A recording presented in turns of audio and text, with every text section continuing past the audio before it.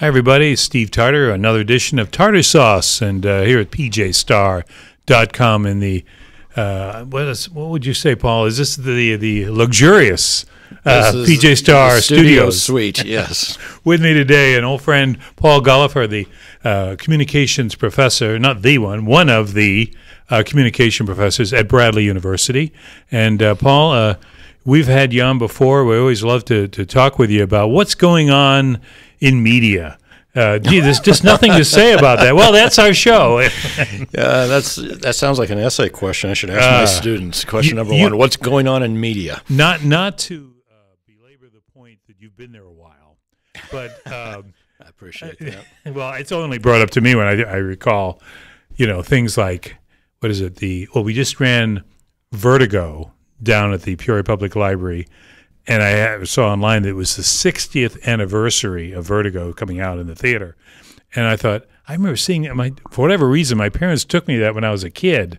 And, of course, I didn't understand it. And I had a fear of heights anyway. That movie just fortified. I don't know if there was some trick on their part. But you realize 60 years has gone by. You haven't been at Bradley that long. But you have seen tremendous change in communications since you started to right now. Oh, absolutely. And it's presented quite the challenge in trying to teach and do research in this area because it changes so quickly. And we want to cover some of that because obviously it's too vast to delve into entirely. But what do you think is the if you had one message to give to your students, and obviously they're learning different things and they're breaking into specific interests, but is there an overriding message that you have now, given the media situation? That's a great question. I have several, I think, but the main one I think is the one that bothers me the most, Steve, is I try to impress upon students that all of this technology, all of these toys, gadgets, gizmos, the smartphone, their social media accounts, all of these things come with a price. And I don't think they understand that. And so I'm constantly preaching that you are giving up something in exchange for all of this, and you're giving up your privacy. And it's hard for them to understand that, I think, because, for one, they kind of perceive all of this to be free, right? It doesn't cost anything to have a Facebook account. It doesn't cost anything to have a Twitter account. It looks free, but they don't think of privacy as currency. They don't think of that kind of payment. And then they don't necessarily know what they've lost because they never had it in the first place. So they've grown up in an age where they never had privacy and never had any expectation of privacy, and quite frankly think nothing of giving away all kinds of personal information to anonymous people in order to have access to this. So the price in terms of their privacy, their surveillance, all of those things that they've just given away. And if I can get a couple of students to stop and think about that, then I've probably had some success. But I'd say as an overriding thing, that's the thing I continually make sure they're aware that none of this is free, and we're all paying a price for it. And they really need to evaluate whether the price is ultimately worth it for them. Now, I'm sitting here in a newspaper, in a newspaper office, which obviously has gone through change. We know about the newspaper industry. We know what's going on, and probably we could talk, and you could talk about radio, TV, so on. It's so much more, I guess, complicated is another. There's probably another better word, but things have really changed since. Well, certainly since I was in school, but just go back 30 years, 20, 30 years. The internet has done more than just give us options. It's riddled some industries. It's boosted others. I mean, you're right when you say the students probably never knew a world without it. That's right. So this is a whole different thing. What are you finding? What does communications mean now? Obviously, there's only so many newspaper jobs that they're going into. Is PR still the dominant when it comes to one of the dominant? Yeah, it's a popular major in our program, and I think it's partly because of the media now that, it used to be the only people that were really concerned about their brand or their image and image maintenance was major corporations, right? Now, individuals, politicians, celebrities all have need for brand maintenance, which is what a PR practitioner ultimately does.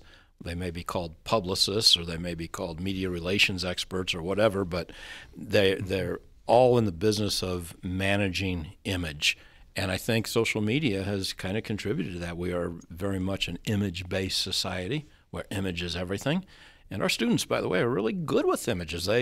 They communicate with images. And so, this is kind of a long-winded answer to your question, but we're seeing a decline in the potency of language and a corresponding increase in their ability to manipulate, distribute, shoot, edit images. I know some young people who now don't even text. What they do is they fall back on a meme. They send you a picture, and that's how they communicate. So, Well, that's Snapchat. I mean, exactly. That's the whole thing there. And I'm thinking it would be easy for someone my age to look down, look sort of down their nose or whatever and say, oh, that's not the way it was in my day. But, I don't. I feel like, wow, it's so much harder now because of. I think you were just saying before we went on the air, if I can say on the air, media now is 8 million, whatever number it is, TV outlets rather than 3 networks or 4 networks. Right. Just about any site now that hosts video is considered really television to you and me. And if you're in the television industry, there's certainly competitors. You have to compete with Netflix and Facebook, and Twitter has video. I mean, these are all competitors to a certain extent. Anything that is grabbing some of the audience with video is a competitor. And so it is a much different thing today. I want to talk about fake news because that's obviously one of the subjects of the day, if you will, and certainly it's not going away anytime soon. But I just thought of something that kind of gives me, I don't know if it gives me hope or just I'll let you talk about it. And that's, I still see, because I live near the campus, but when I go to One World or any of those areas around Bradley, I still see the Scout. In the Student Center, I was cruising through there the other day, and I'm thinking, there's a printed weekly. What a throwback, Here I am in a printing area here, but I would have thought by now that that'd all be digital, that we'd have Bradley Scout online, and I know it has a right. counterpart. But how do you explain that? Well, I think if you ask students, and I do this, I ask them what are they reading in the Scout. They're not necessarily getting their world news or state news from the Scout. They're going inside to the police blotter in the front section, see if they know anybody who got arrested over the weekend. They're reading like our regular readers. They're reading Bradley Sports, music reviews. I mean, news that's of interest to them, obviously. And so I think they like it for that. But, yeah, that still exists on campus. And I'm not going to make a big deal of this because we didn't, I'm sure this will evolve in time, but is the online Scout gets plenty of views, or is that second fiddle to the print? I think it's second fiddle. I think that handheld paper is still working on campus because of that convenience of you grab it, you take it with you as you go through the student center, you grab a copy, take it to class with you, grab a copy after class. Read it while you're lecturing. Oh, yeah, well, no, they're looking at their phones while I'm lecturing, but they're just reading, but on a different medium, yeah. Let's talk about fake news because I mean we've talked about this before here, and I'm thinking, okay, you're the professor in the classroom. This is all every day. There's a breaking story. It seems like today it's Facebook facing further pressure about allowing a breach to occur with the data that Facebook has. Gets back to what you were saying about privacy. What do the students make of that you know of make of fake news?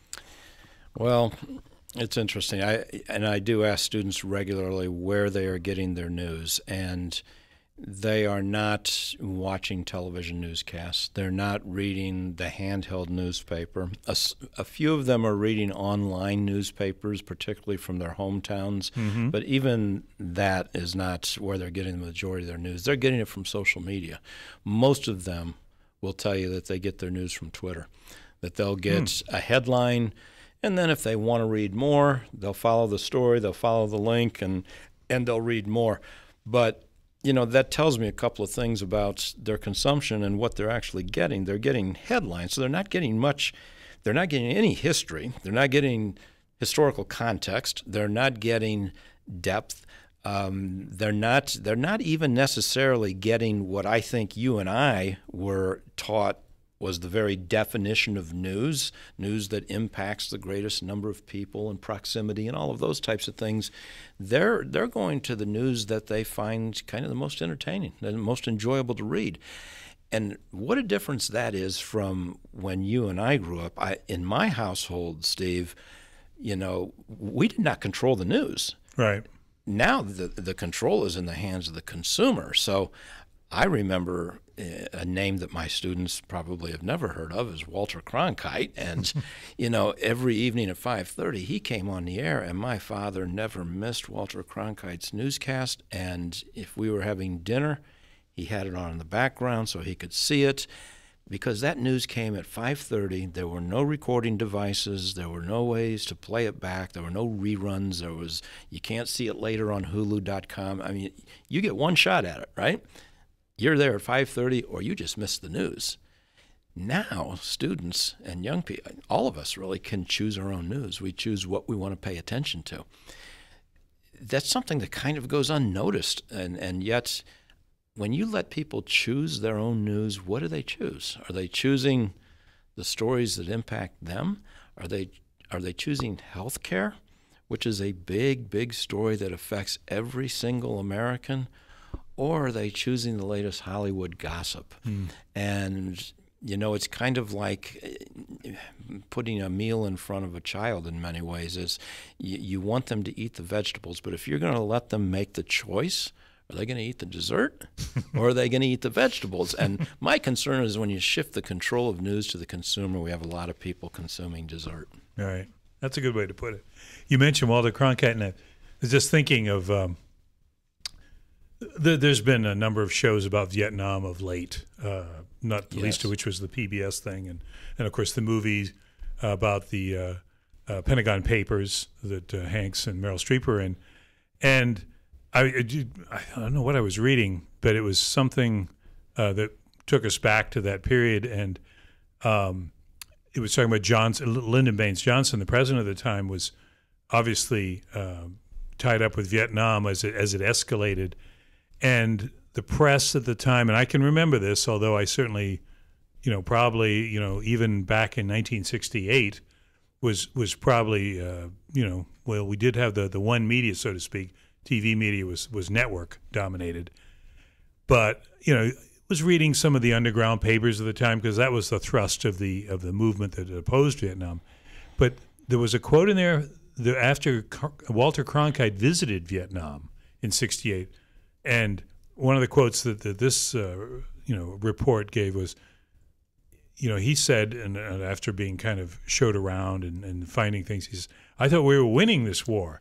That was a quote from Cronkite, and then he's finding out I think what he reported was it was a stalemate, that we weren't progressing as we should be, and came back and said this on the air that had a big effect. And I remember the quote that Johnson was attributed to Johnson was, "If we've lost Walter Cronkite, we've lost the country." Right. Because of what you're saying, the fact that he carried the news at the time, and you could say he was objective. Now people would say he's not objective. There'll be another side to that, but that's the difference now that you have. Yeah, and it really speaks to the power of the press. And I saw the movie, The Post. Yeah, and it was. I was thinking as I was watching that movie, how many of our students today really understand the significance of what happened there? That was a true test case of the First Amendment. That went to the Supreme Court, and the Washington Post stuck to their guns and helped bring an end to the war. And I don't know if, and this may be the reason why we're having trouble getting more students interested in journalism. I don't know if we do a very good job teaching them what the role of a journalist is in preserving a free and open and democratic society and a part of our system of checks and balances on the government. I think what has happened with a lot of the social media is students don't think of a journalist other than writing some things. And so they start a blog and, hey, I'm a journalist. Mm-hmm. And no, you're not a journalist. That there's, that there's a larger role for journalism than simply sitting down and writing your opinions occasionally and posting them online. Mm-hmm. And I think a lot of students have kind of mixed those two up, and they don't realize how important that profession is to our way of life. And it doesn't help, by the way, when you have political leaders in this country also questioning the value of journalism to our way of life. And so I think a lot of our students don't understand that it's not just sitting down and writing your opinion about something. It's investigating, it's checking, it's evaluating, it's giving us the information we need to function in this society. And if we did a better job of that, maybe we'd have more students interested in the cause. Does it now? And again, this is looking back through the eyes of, hey, the way it was when I was in school, or what I'm used to, and so you really have to throw that out, I guess, because it's a whole new time. But are we going to see activism on the college campus again? Because I'm thinking, if you look at the country, the activism that we've seen, and again, maybe it takes a certain act to set it off, but the high school kids that have rallied around doing something about firearms, that's not happening on the college scene. That's happening on the high school scene, and maybe younger. What having come from a time when the college was this sort of boiling pot of activity, is that ever going to happen again? Yeah, I don't know. I don't know, Steve. I'm hopeful that we would see some of that, but I have a feeling that it's been replaced by the virtual community, so that movements get started online and people talk online, and it's like anything else that the internet has affected and in some cases just replaced, that they mobilize online, and you don't see much of it in person. It's the same with their conversations. They don't necessarily talk to each other. They text each other, and they walk around on campus all day with a smartphone in their hand.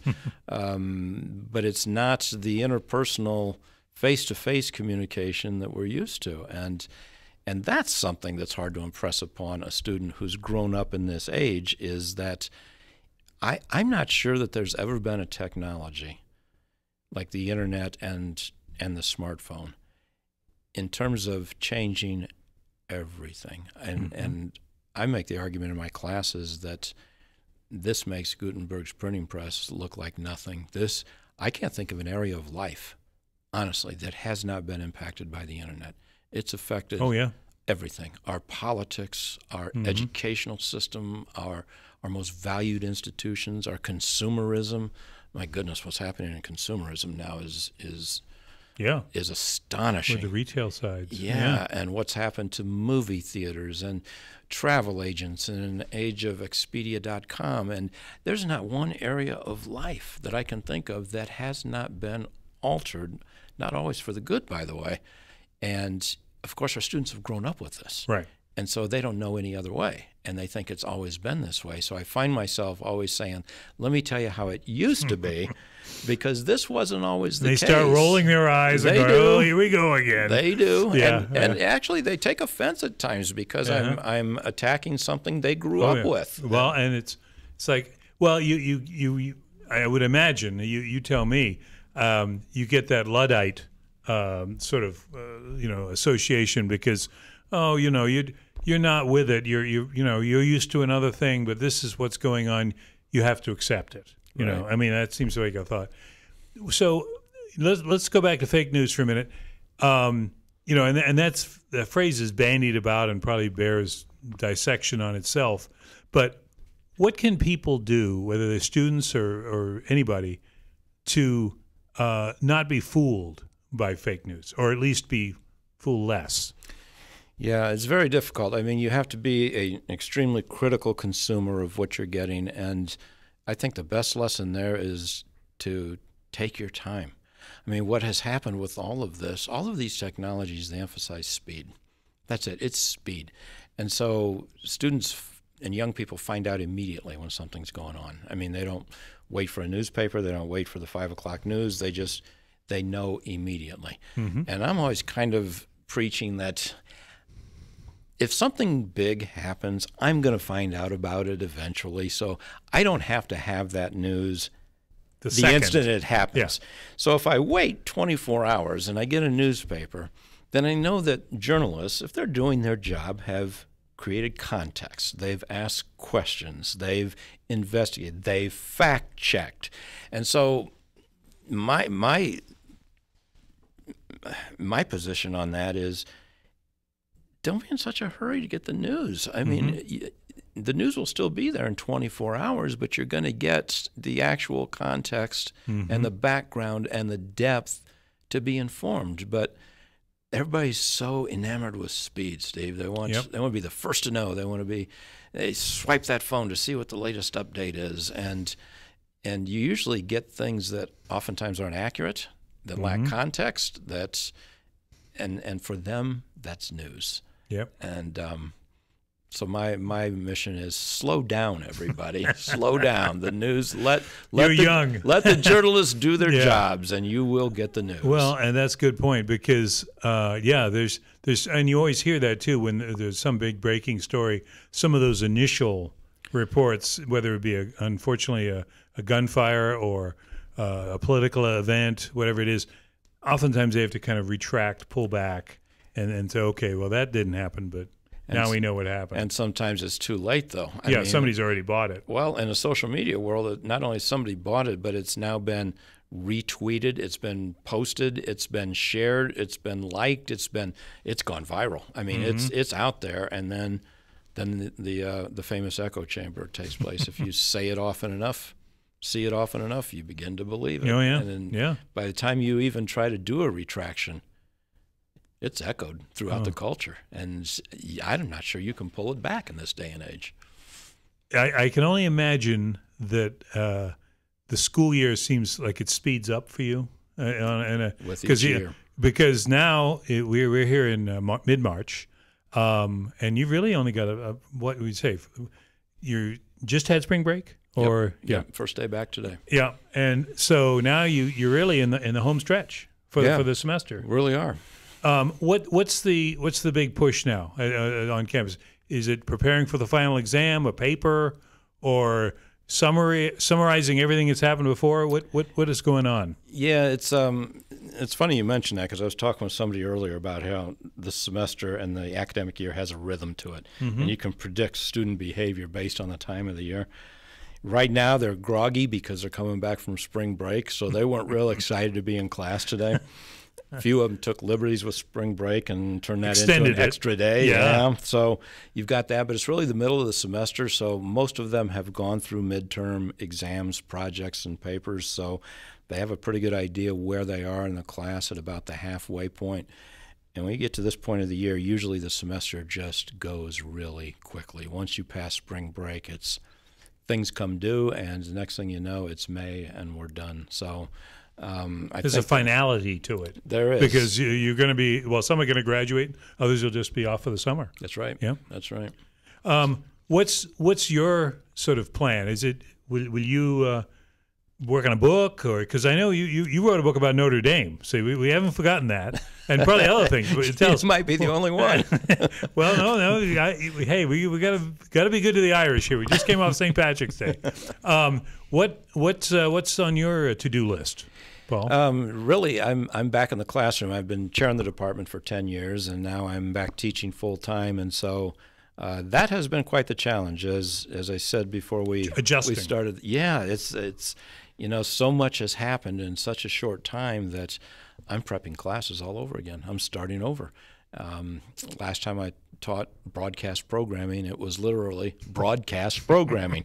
Now it's what we're doing today. It's a podcast. Yep. It's all of these things. And so trying to reorient myself to the world that has changed in 10 years has been quite the challenge. I'll be teaching summer school. I do every summer, and and really just trying to get back on top of my classes and do the reading and the prep work necessary to stay relevant in the classroom. Now, does you do communications? I'm thinking, is there a textbook, or is it all online, or is it, how do you transmit that? Well, great question, because we're using a textbook right now in the programming class. This stuff changes so quickly that there's not a textbook that can keep up with this subject. Wow. Now, I have a textbook that was copyrighted in 2015. And here we are 3 years later, and Steve, I'm going through this book, and I'm telling students, okay, this no longer applies. Okay, this section in Chapter 3, disregard it.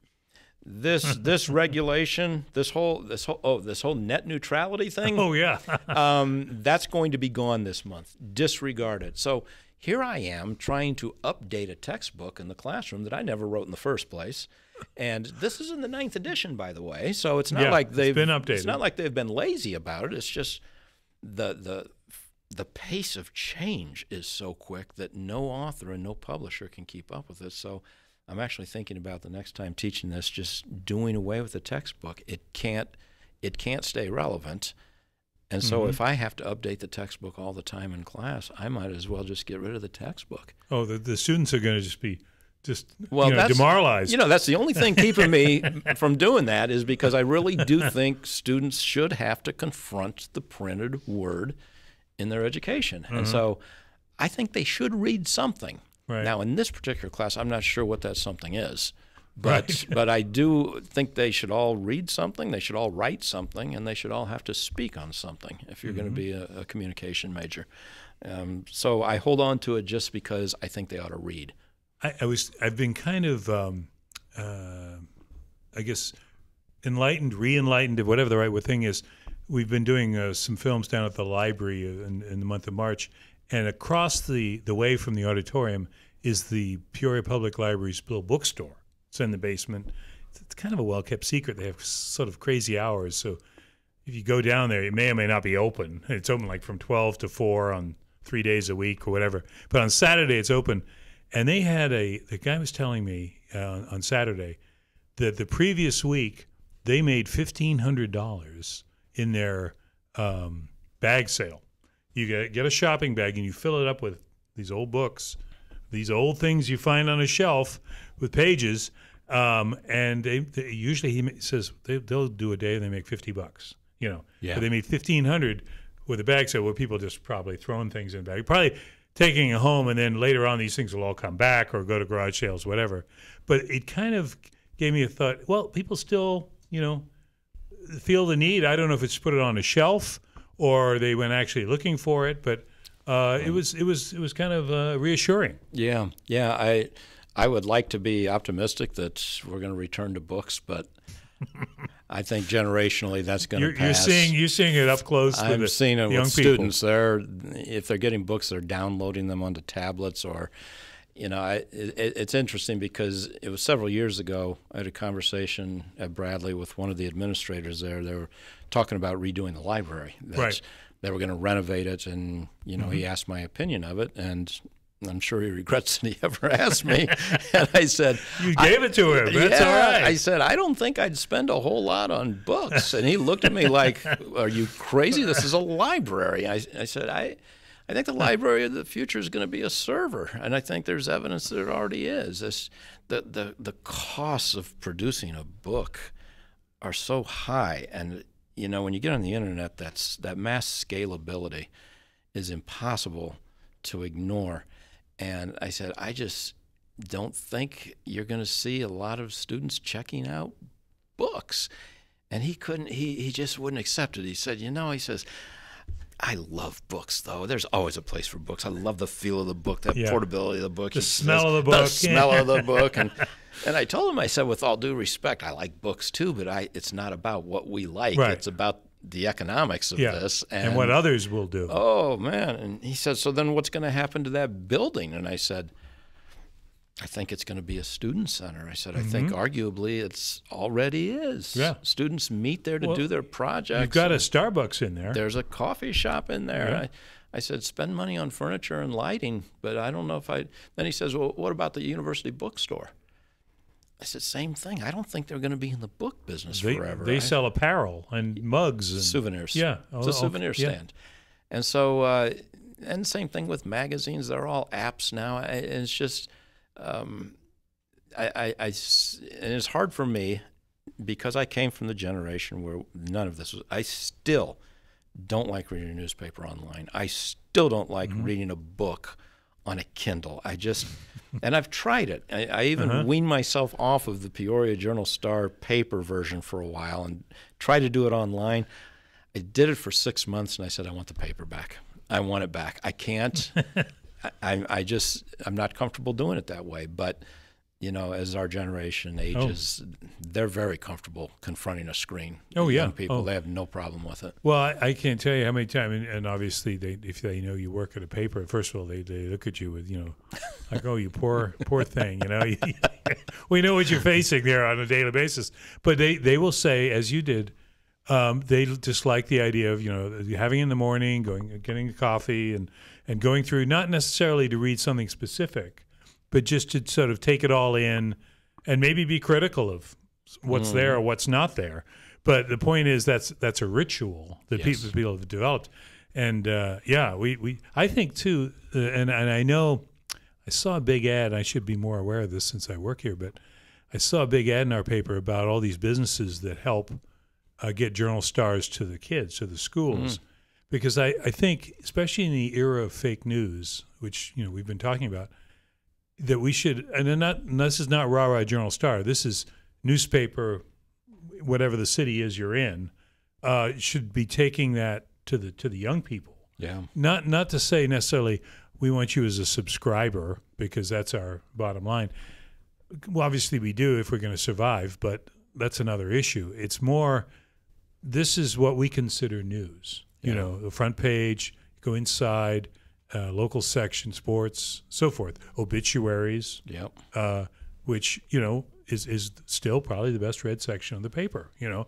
And, you know, that I think we need to preach that more, not just to the choir, to folks that are older and have been around newspapers, but to the young folks that are, as you say, very comfortable in front of a screen. Yes. Not that we're going to wean them off it. No. Because I think the horse is out of the barn, or whatever the right expression is there, but just to give them a little overview that maybe, as you say, as you're trying to get them just to think a little bit about, you know, the trade-off in this world. Consider the source. Yep. I mean, that's, and we were talking about this earlier, but I think where we are failing right now is we're not teaching that healthy skepticism.